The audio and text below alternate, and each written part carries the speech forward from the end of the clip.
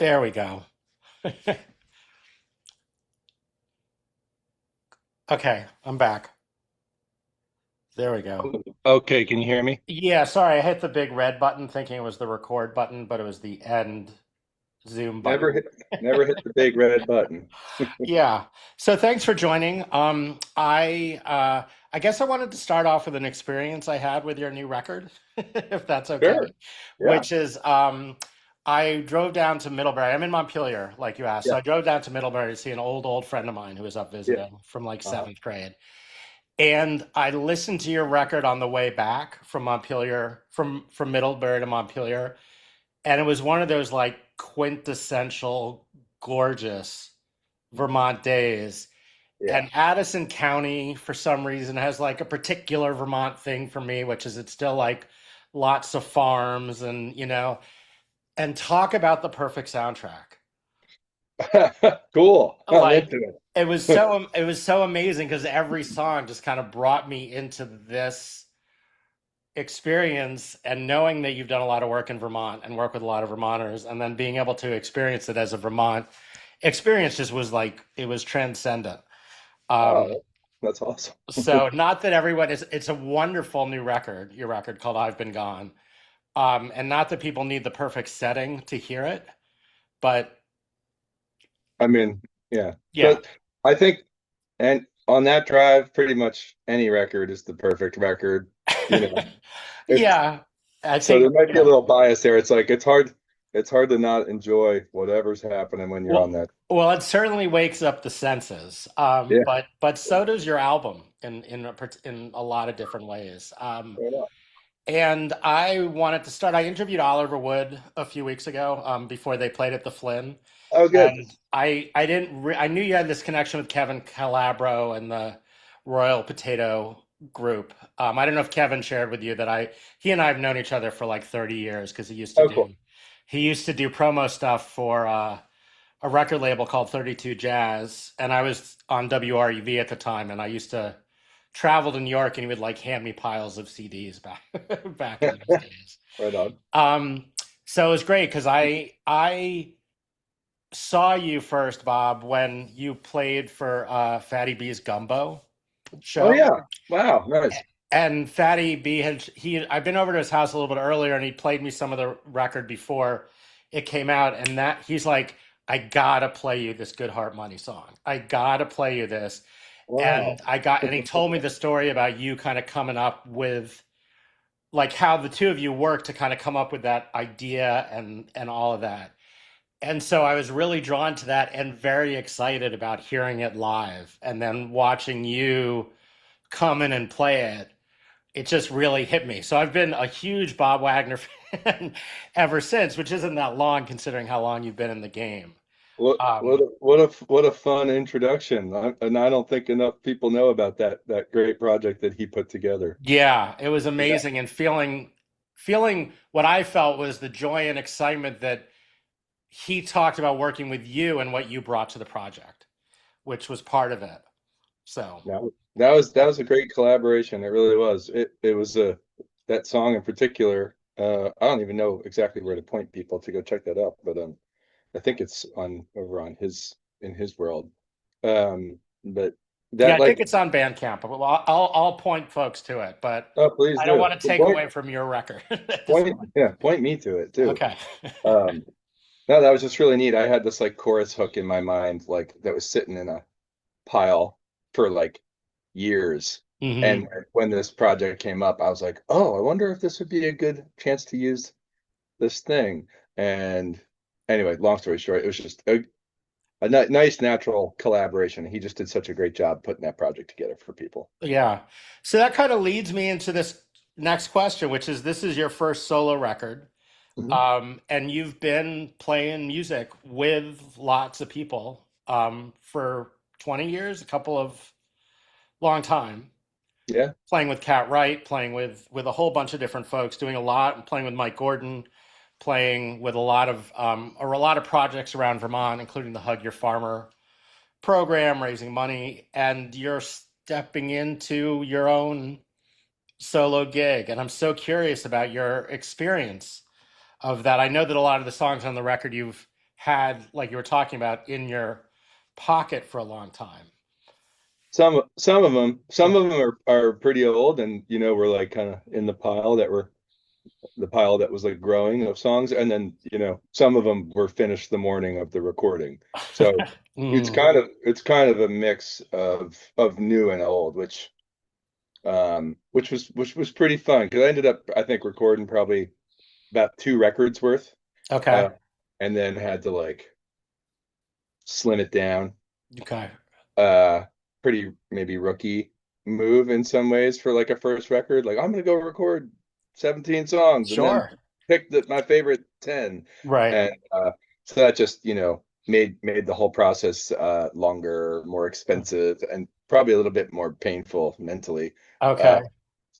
but in the end, I'm very happy with how it worked out. Painful mentally in what way? Just Like it's there's probably three or four, if not five songs that are not on this record that I'm just like kind of beside myself about, where I'm like, what do you mean that's not on this record? mm, Like in my head, I was like, maybe we would just maybe we would name the record after that song. And then it's like, hmm oh, it's not even on there because it just didn't kind of like fit in the Rubik's Cube way it needed to make a what I felt like was like a comprehensive, record. right. We'll have to have the 20th year like super expanded edition come out with I, the bonus tracks. Yeah, I really like everything that got recorded, so I think I'm just gonna figure out a way to just like put them out, Yep. probably digital only on like Cool.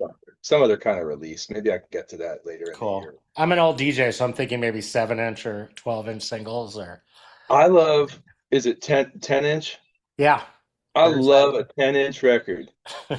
I think Yeah. those are so cool and just don't like when that Leon Bridges record came out, the one that like put him on the map. hmm I love that accompanying 10-inch like B-sides record. Yep. That's like, here's all the songs that didn't make the record. And Yep. it's just like, I think it's like the hippest looking thing ever. Yeah, it's really cool. Can you talk a little bit about sort of that transition from being this incredible supporting musician that all these people want to kind of bring into their gigs and stepping into that solo idea, like what that was like for you? Um, sure. Yeah. Like, can I? Um, I mean, I've played a lot of, gigs just under my own name for just as long as I'm like a collaborator with other people. It's just that they're usually more geared towards like a theme or like a Bob Wagner and Friends thing, which is much more of like a jam thing with like who knows who's going to be on the bill. Um, and I've just done a ton of like one-offs as well, like a celebration of Bill Withers, a night of John Lennon, a night of hmm the band, the Jimi Hendrix Band of Gypsies night, like stuff like that. Just me getting to dig into the works of like music that I just really love. Uh, so it's not like I'm familiar with being out and playing shows under my name, but the big difference here is just playing my tunes, hmm and like maybe making that more the focus. Though I'm still kind of like figuring that out because there's a number of tunes off this record I really enjoy playing out live, and then there's other times where I'm just like, oh, people are wanting to have a good time and party and rip it up, and it's like, do we want to play Dear Depression right Right. now, or Right. or should we just play something fun?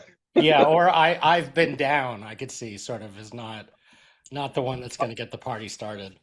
It's not going to get the party started. Oddly enough, I think that one works so great as like an electric tune. hmm We recorded it more as like a really stripped down acoustic thing, Yep. uh, which is I really enjoy. I really love that recording so much. Like Oliver Wood and John Lennon, Yeah. the way everybody is on that song. But when I play it out live, it's like I'll do it with like an electric band, and it's like has a certain triumphant feel to it I bet. when it's Yeah. played loud. I really need to hear that. I was actually just listening. I want to go through a few of the songs, but Sure. that one I was listening to first for some reason it like popped up in my algorithm this morning as like the lead single, I guess so to Yeah, speak, on Spotify. yeah, And there's something that's so moving about it in that there's not a lot of lyrics, right. but the way I felt and heard the song was like it covers all of life. Like I've been down so low, I've been up so high, love continues, and then I've been gone, and then I'm gone. And I mean, I was really struck by, I mean, I hate using the word simplicity because that like feels like it almost undervalues it. But it was like you captured my experience a little bit of like the human experience of each four things, you know? Well, good. Mhm. Um, yeah, that song was like, I don't really like to tell people, like what to think about songs or anything, because that's not really the point. Right. The point is hopefully somebody hears something and has, hopefully it resonates in some way, like you were just saying, um, and makes you feel something. So sometimes I feel like telling people too much about a song can alter that, but I will just say like that song started, you know, out of a really rough patch Hmm. that I was going through, with a divorce 20 years ago. And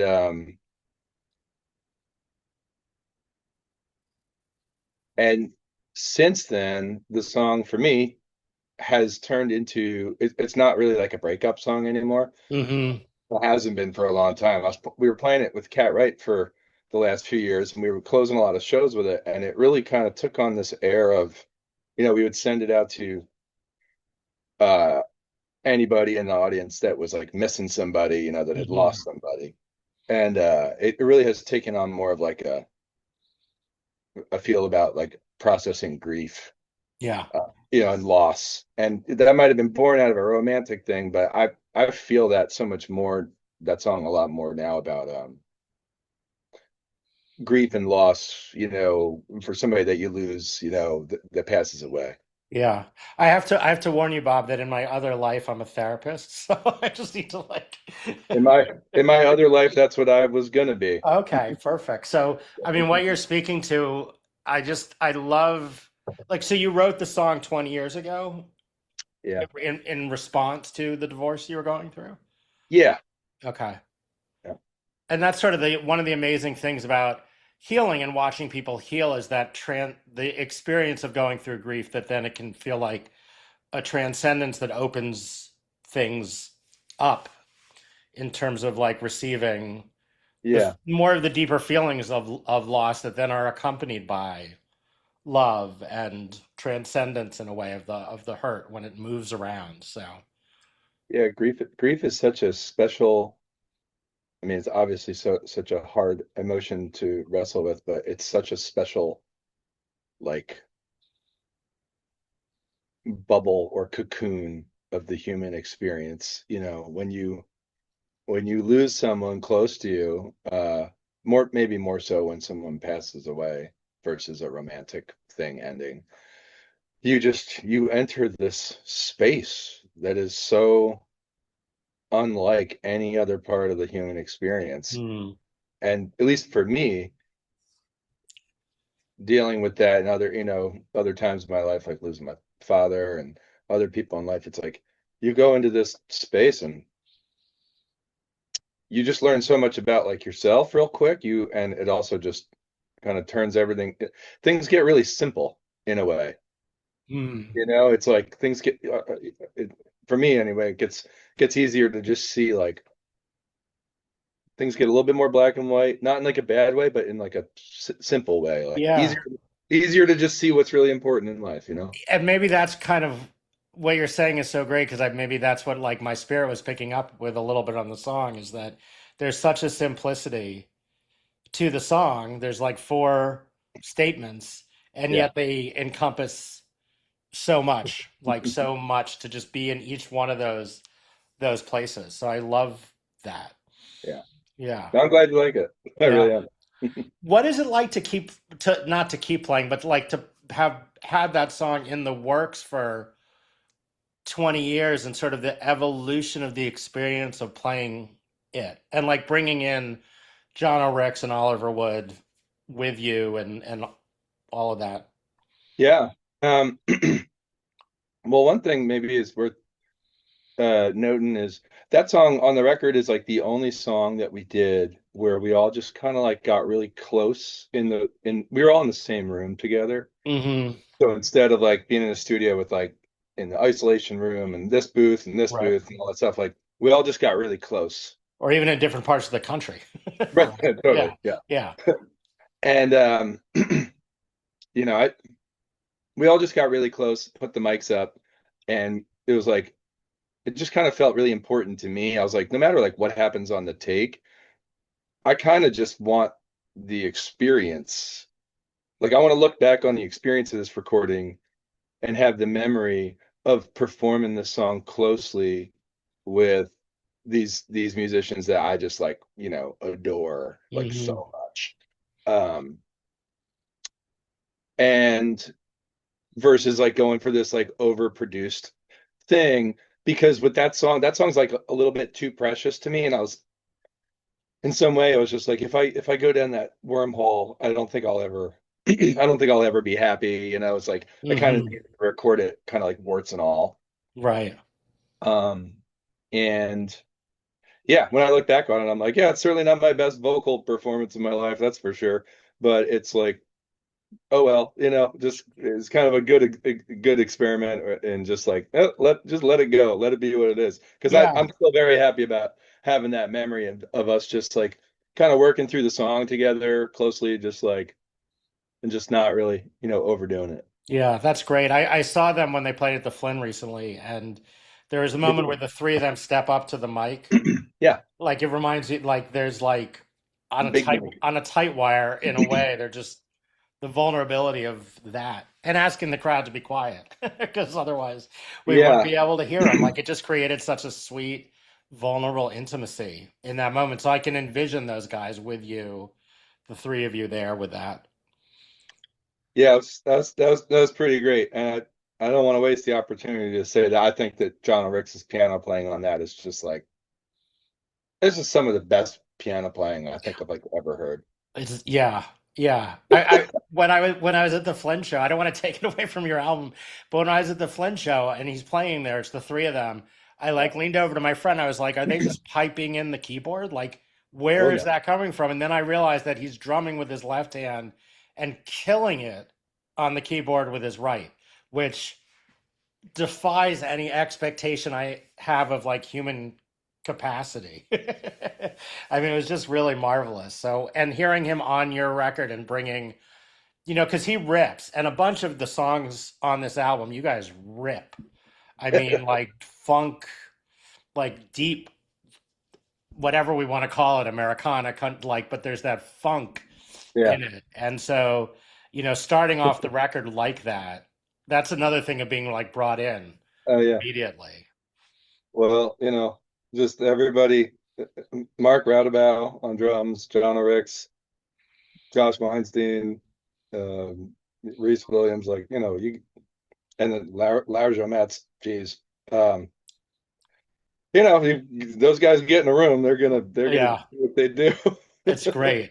It's great. I mean, I'm an old funk head. Like when I started on WREV, all I played was like funk and soul. And so now in the expansion to hear you guys rip it in a Totally. way that stands up to like all that stuff too is really, really Yeah. cool. Yeah, that's kind of a default for me if I'm out, spinning records somewhere. That's kind Yeah. of You can tell. I mean, I love even just hearing your eclecticism in terms of the stuff you do in terms of covering, like to do Grateful Dead and Bill Withers. And I know also the Pink Floyd stuff like that you do. Like, yeah. Yeah, I've played of like a handful of Grateful Dead shows, but I've kind of steered clear of that world kind of on purpose. Hmm. I mean, I have played a handful of those like kind of shows, but I've made it a point to not have a career as like a Grateful Dead musician, per, Hmm. performer. Uh, it's kind of a more of a conscious decision. Yeah. But Pink Floyd, that said, like, yeah, I have this whole other side project, with my dudes that is like Yeah. a really special weird Pink Floyd adventure. Yeah, I've been told by a friend of mine, Pat Quimby. I don't know if you know, like Yeah, he yeah, said you got it. He's like, you got to check that out. So that'll be on my list when you're done with this tour of your yeah, record. So, yeah. I don't really know what to say about it, but like, yeah, that's a special thing. mm, cool. Like, especially with the visual component, we have this tremendous uh live digital projection designer who is just like a decade ahead of the game. And so the visual aspect with that project, Dark Side of the Mountain, is like this very unique and overwhelming Cool. visual and sonic experience. Right. Right. It's so great as you're talking about that. It's just like this record being like also that you record, you know, you're a Vermont artist, but that you recorded this in Nashville and just like, you know, you're what's coming up as a theme sort of as we're talking is all this kind of eclecticism and bringing all these things in, but like making it yours, you know, this is all this stuff through Bob Wagner, right? And I'm just like doing it in Vermont and Nashville. And I'm wondering if you noticed a difference in terms of a feeling of being of playing recording in either one of those places because Nashville is country but it's different, it's really different than Vermont. So Yeah, it certainly is. In Vermont, it's like, I'm working with friends that I've known for decades. And then going to Nashville is like, there's this, for me, because I haven't spent much time there. There's this really wonderful sense of newness and freshness and energy. It's like, because it's all new. So when I was down there, it's like wake up in the morning, coffee, get the guitar out on the porch, and start making notes about what you want to tackle that day in the studio. And you get into the studio and there's just like new people and new sounds and new spaces, and that's all just like so inspiring. And mhm. not to mention, you know yeah, on the new people front, sometimes you get to work with new people just because you are in Nashville and that person just happens to live down the street. Well, and can you tell the story about there was someone who wanted to play with and the person in the studio was like, I have his number if you want me to call him. Yeah, so that's Laura Jometz, who is lead guitar. Most people will know him from he's the lead guitar player with Sturgill Simpson, Hmm. who now goes by Johnny Blue Skies. Um, and Lauer has his own thing going now too, which is great that I'm excited to check out. Um, so I've been a fan of his guitar playing ever since the Sturgill Simpson Meta Modern Sounds and Country Music came out.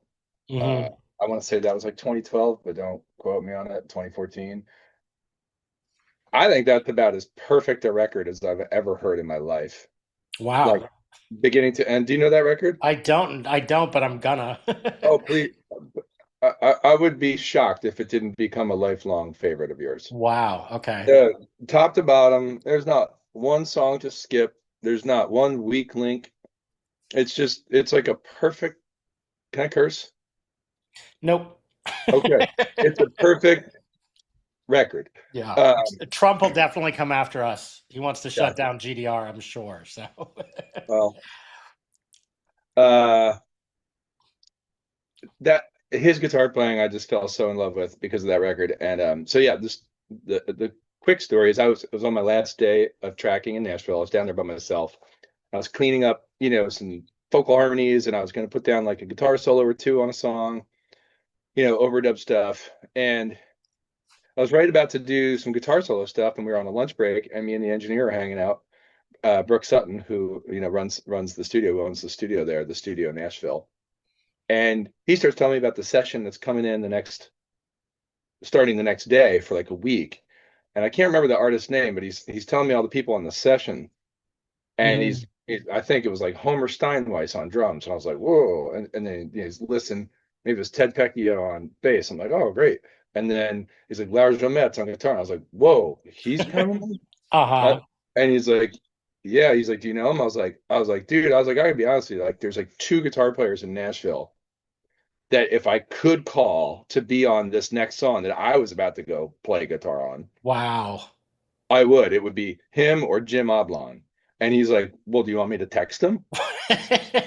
Wow. And I was just like, my mouth is like open. Like, are you serious? Like, you could just text him? And he's like, "Well, we could just see if he's free." Hour or two later, he's walking his stuff in the door. And because he was just like, "Well, I'm going to be in here for the next week anyway. I'll just bring my stuff in early." And Wow. he's like, "I got like a few hours before I got to be home. I got like 2 hours." So, and long story short, he hopped on 3 tracks and just Wow. burned the thing to the ground. Mhm. What was that? What And was that like to have that happen so quickly? Like you didn't even have much time for anticipation of this like dream miracle-ish kind of thing happening. I mean, I, th I don't know. To me, it was just like this is just literally quintessential Nashville magic. Like Mm. one of your guitar heroes walks in the room, lays down one of the most beautiful solos on like a song that I had just recorded that day or the day before. It was Which weird. I don't want to which tune is that? richest man on earth. Okay, yep. I don't want to ramble too much, but like I went down there to clean up some stuff, but I had written this song just before getting down there. And against all logic, I was like, no, I need to record this song. Like, Hmm. like I already have too many songs for this record, but I have to record this song right now. And luckily, Reese Williams and Mark Radabow were free to come in and track bass and drums very last minute. They came in, we made the recording. Mark plays a chicken coop for a drum set on that song. And and um and then it was time to do some guitar solo and Lara was there and I was like, "Would you listen to this song?" And he listened to it and he's like Estonian and he's kind of like got like a kind of a stoic kind of demeanor and he just like looks over at me he's like, "I like your voice." And I was like, "Oh, good." And then I had this like weird, funky old Silvertone guitar that I had brought down there with me, and he looked at it and he's like, "What is this?" And I was like, "I just got this on Craigslist. It's this cool, funky '60s Silvertone." And he just kind of like eyeballed it, and then I put it in his hands, and he just took it in the room and just put a slide on and laid down this slide solo. That to me, I'm like, man, I think that's about as timeless as a guitar solo as I've ever heard. Wow. And it wasn't even his guitar. I mean, it wasn't No, even the guitar. It was just it's like he had never even played that model oh, guitar man, that ever. almost doesn't feel like a real story. This Ah, whole man, thing. it was so for me. It was all very, very goosebumpy, you That's know. amazing. Um, I guess also the other question I have, like talking about Nashville, like you're talking about, these are like new folks. You've been playing with these other folks you're really familiar with, doing great stuff. Was there anything about, and maybe I'm romanticizing it, but was there anything about like sort of the essence of recording in Nashville? Like, Yeah, like it being a hub and such a historic hub of music. well, it was just really inspiring because like every day the schedule was like, wake up, go to the studio, do your best, and then afterwards there was about enough time to like catch dinner, like a quick dinner somewhere, and maybe a drink somewhere. Yeah, because I'm trying not to stay out late and overdo it, Hmm. while Right. you're. But it'd be like our I think it was like the first night in town. I was like, well, we're gonna go to Jane's Hideaway. Uh, Hmm. rest in peace. I think Jane's is closed now. Um, and see, my buddy Brett Lanier play pedal steel with Timbo. Uh, Hmm. Timbo is just the world's greatest singer, maybe. Like check him out when you can. He's a Nashville-based singer songwriter, and he just has, he basically he sounds like the Marlboro Man. He's got this voice that you hear it in one note and you know it's him. It's just like a real gift of a voice. And he's just like a human jukebox, just song, song, song, song. So being down there was so inspiring. My first night we go see these guys play on a Monday night to a room of about 10 people. And one of those people, I see Molly Tuttle walks in and hits the dance floor, I think, with her partner, and then they leave, And then a few minutes later, Sierra Farrell walks in and gets up on stage and does a few songs. And I'm like with Timbo, and I'm just like, what is going on here? This is a Monday night, and it just feel there's 10 people in the room. Two of them are some of the best torn acts in the world right Wow. Yeah. now. So great. Wow. I imagine So that just could. yeah, a lot of this it's an inspiring town. I bet I was thinking like inspiring, just keeping the juice flowing for you recording Totally. there. Yeah. Well, yeah.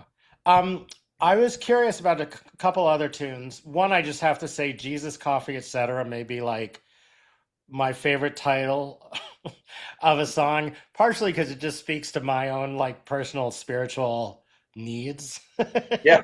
in a way. Sure. Those three things. Sure. I just love that. I'm also really curious because I was listening to the album without like looking at the songs. Yeah. And so then to hear you go into Daniel, I was really struck by and curious about that because it's the Elton John tune, that Daniel, for those of you who don't know, because they're not looking, like that is such a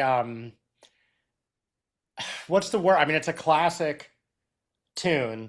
Probably the majority of people who are going to listen to your record will know that version. They'll know the Elton John version of Daniel, Yeah. and it will bring them to that, which it did for me for sure, for like particular reasons. So I was just curious about like what about that tune, especially given that you had all these tunes that you wrote that you wanted to get on there, to Yeah. write to cover a song that is so well known in a way that I imagine there must be a reason you really wanted to put that out because it's a song that everybody know. You know what I'm saying? Like your Yeah. version of it. So I was really curious about that. Sure. Well, it was a happy accident. Okay. So the I was working on a different song, me, Josh, and Jono was playing his shitar percussion rig, and I was playing this rubber bridge guitar of Oliver's, and we had the sound really kind of dialed in for this other song of mine that we were working on, The River, which didn't make it on to the record. But the sound was like really good. And right as we had that sound happening, I was like, hey guys, if you wouldn't mind, could we make a quick recording of Daniel? Um, I want to make a quick recording of it, only not for the record, but just to send to my family because Mm, that song has a very special place in my family's history, mm, and so we hit record and mm. we did a take, and I know we've cut it off now, but at the end of the take, it's like it's still rolling, and you can hear us all go like, "Whoa, that was good." And it was definitely not something I was thinking about putting on the record, but I just fell like deeply in love with the recording of it, Hmm. and then was just kind of like, you know what, this does fit on the record, and this the significance of it for me is, my uncle Dan, was my earliest like musical influence. Um, he was a self-taught piano player and singer. Um, could he just played by ear? He could play anything after hearing it. Hmm. And he was a gay man living out and in the 70s and 80s in New York Hmm. City. Hmm. And he was just like, in a large family, he was like the shining favorite. He Hmm. entered the room and the room just like lit up. Hmm. And I just kind of adored him growing up.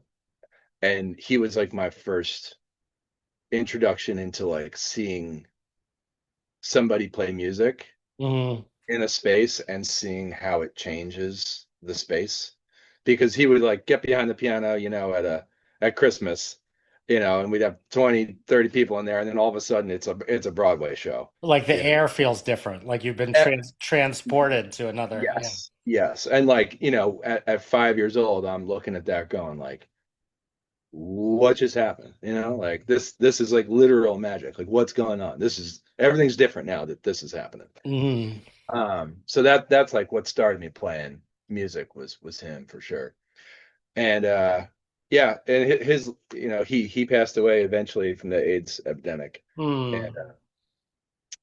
but his life was I just can't overstate how how significant it is to like just like my family's story over the years. Yeah. Yeah. Wow. And so that's thank you for sharing that story. I mean, to then like record that personally for your family and just like giving them the gift of that.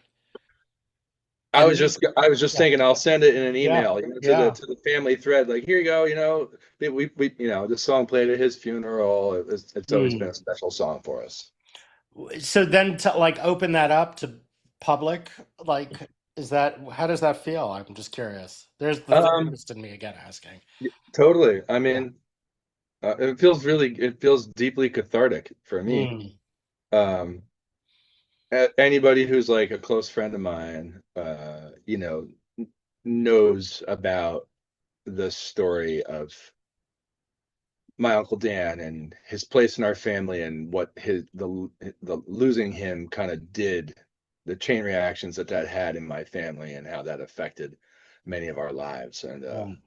so it's just it's pretty heavy. Oh, I can't curse. It's pretty heavy stuff.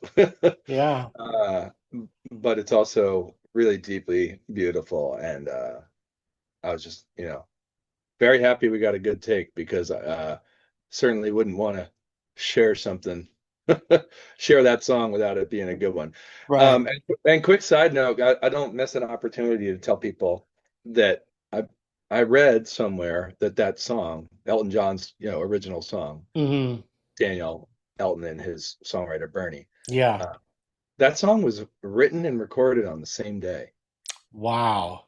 Like in the morning, Bernie woke up and like got the paper and Uh-huh. read this story about a Vietnam vet who had come home and wasn't getting the support that they needed. Hmm. Shocker. And Bernie wrote that song right after reading this article. And Elton was working in the studio that day. And I think the story's like, and then Bernie like marched upstairs or downstairs, puts it in front of Elton on the piano. He puts it to music, and then they like roll tape. That's crazy. Okay. Like cr crazy. I Yeah. mean, I've read that, and don't quote me on it. I can't say if it's true or not, but I've read that a few places, and man, that blows me away. Also, there was a third verse. I went on a weird deep dive at one point. That's yeah. Good. There's a third verse that Bernie wrote, and Elton axed it on the Uh-huh. spot, and he was like, no, no, no, we can't tell people how the story ends. You gotta like Mm. let them just wonder. Okay. Did you consider recording it? I mean, is it even like I don't know Oh, if it's available? I might have found the axed third verse in like a Reddit, in like a subreddit somewhere. Hmm. I don't remember the words. Yeah. I love it too. Again, like for you to have such a personal story around it. And I remember hearing that song when I was maybe 9 or 10 or something, and I can still remember the feeling of the song. There's just this like sort of sad yet Yeah. longing familial connection. I'm an only child, so I didn't know what that was, but it still had this meaning to me. And then one of my best friends in high school's name was Daniel.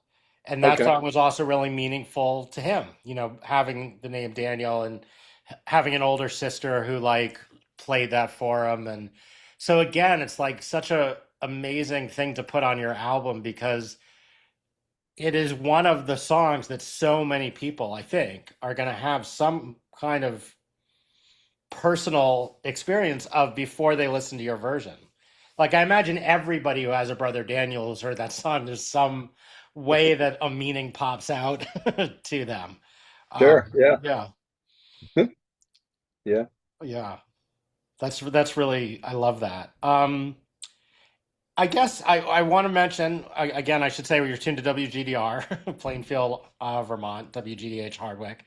Sure. Um, talking to Bob Wagner, new album out on all platforms. I think you're releasing it on vinyl also. it is out on Yeah, vinyl, yeah, which is and a beautiful thing. Not on 10-inch, but maybe that'll be the right, next project. I'll try to talk Kevin into releasing a special a that'd be great. special version of it. And then you're also going to be playing at the Flynn Space on August 16th. Two shows, Two shows, 5 o'clock and 8 o'clock. yeah. Um, so I guess I have two questions. One is, what are you doing until then? What for the rest of the summer, other than jumping in the water this afternoon? I'm kind of, what am I doing this summer? I'm playing my regular kind of gigs around Vermont. I got like some residencies at some, places which keep me sharp. I do like a residency down at Hotel Champlain at Original Skiff there, and Hmm. which is a great opportunity for me to like play with some different people and work through a lot of Can you different. get for the listeners? Can you sort of give more of the Yeah, specifics of the gigs? Wednesdays at Original Skiff at Hotel Champlain from 6 to 8 p.m. And they do like, the food there's great, but they do like these wonderful like specials, like a $10 burger and $5 drinks. Like, where can you find a $10 burger these days? Um, Hmm. and it's just a great gig for me to like play with Josh Weinstein and Dan Ryan, or with Matt Flinner, who's the world's greatest mandolin player who just happens to live in Wow. Vermont. Okay. Also one of the better banjo players in the world. He just I love Bob that like people can follow you and your amazing musicianship, and you're also like leading them to all these other oh amazing man. musicians as If well. if you're somebody that plays the mandolin, you already know who Matt Flinner is. You don't need Okay. me to tell you. Um, but so on Wednesdays we do that at Original Skiff, and you kind of never know who might pop by, and that's just a great fun casual gig. And then in July I'm doing some Thursdays at Shelburne Vineyard, out their outdoor situation out there, and I'll be bringing some different folks with me there, and let's see, got something down in Killington in August, right before the album release shows, with the band with John O'Ricks on it. Uh, Cool. and doing in Killington, doing the Cooler in the Mountain series. Um, oh shoot, I hope I'm not missing anything. I'm kind of just at the moment, starting to look at the fall and trying to figure out where to go. Uh, Hmm. I have some shows that are going to announce, like in New York State, in Newburgh, and then I'm getting some offers like in Nashville, surprisingly. Nice. Uh, I'm trying to, I don't want to say too much about that, but I'm trying Yeah. to figure out, how to maybe make a tour happen down Yeah. that way. So, I have to say, for some reason, that's not surprising to me at all. But yeah. well, the club that reached out to me really surprised me. I'll just say that. Okay. Cool. Yeah. That's awesome. So is that going to be sort of a tour, like an album tour, album release tour? Is that how you're thinking about it, or not so much? Or If I'm able to string a tour together in the fall, then I guess we would call it that. But at the moment, I'm not really, what's the best way to put this? Until you know that you can sell like a certain amount of tickets in different markets, hmm. it's a real gamble. Right. But, and so I don't want to put myself or anybody else involved in too risky of a situation. Hmm. So, what I would love so much right now would be to go out and support some larger, like more established artists. Okay. I feel like that, would be a great move right now if the right opportunity came around. Hmm. I'm just a little bit more hesitant about trying to like throw ourselves in the van and just go tour just to do it. It feels a little, I've just been doing this long enough now where I'm just like, yeah, it feels a little reckless, I bet. I bet. Yeah, given the way the landscape of all this. So Yeah, anyone will tell you touring's tough, even when things are good, and right. when gas prices double and everything gets more Yeah. expensive and people aren't buying tickets as early as they used to, it's like, Yeah. ooh, it's scary out there. Yeah, I bet. I hope though that whomever you're touring with, like you'll be selling the vinyl on the side too. I mean, it was great Yeah, when I went to the yeah, Wood Brothers album. There's Oliver Wood's solo records on vinyl and John O'Ricks's album that he did with his dad, and I'm yeah, like, yeah, oh my God. So yeah, yeah, so yeah. we want that vinyl out there, man. Dude, it's out there. It's at my Bandcamp. It's at the website. It's at Royal Potato Family's website. Awesome. And if you see me playing a gig somewhere, I'll have a few copies with me. Beautiful. Good. Yeah. Good. Anything else, Bob, that you want to share with your new fledgling audience here on WGDR, or anything you want to say about this album that you've put out, your first solo record? And Um, no, I don't really need to say much more about the record. I just really appreciate people tuning in and checking it out. And I guess what I would say is like obviously, buying a record is hugely supportive for anybody that's, manufacturing a physical product these days for yeah. music. Um, so one thing I just think that can't go overstated is sharing music with your friends. Hmm. If you hear something or if there's something on this record that you like, please just send it to somebody. Cool. I've already done that. But Oh, yes, that's what I great. hope the whole audience. And that's part of why we do radio, man. So that's Thanks, awesome. Dan. We'll And spread the then word as also much I as we would can. and then also I would just say, yeah, keep showing up for live music. We're in a kind of in Burlington right now, we're in kind of a funny spot, venue wise these days. So Yep. Yep. please show up as much as you can and buy tickets early. And yeah, I mean, I guess shameless plug, I would say for the album release shows. Yeah, there is one thing I want to say. Good. The Flynn Space. Have you been to the Flynn Space Oh before? yeah, I love it. Yeah. Do you remember the last time you were there? Unfortunately, I say I love it, and then unfortunately, I think I saw Joe McPhee, jazz player there for Cool. Jazz Fest in like the late 90s. So it's been a long time, I have to Okay, admit. so Yeah. oh, they had the Flynn Space in the late 90s? Either late night, maybe it was early two. Yeah, it was late 90s. I definitely saw Joe McPhee down there. So yeah. Very cool. Very cool. Yeah. Well, actually, I taught a little songwriting course down there last year, and I got very familiar with the space. I mean, I've always loved that space. Um, in my opinion, it is the best listening room that we have in Burlington at the Cool. moment. It is criminally underutilized Yeah. for reasons I will not get into on right now. Okay.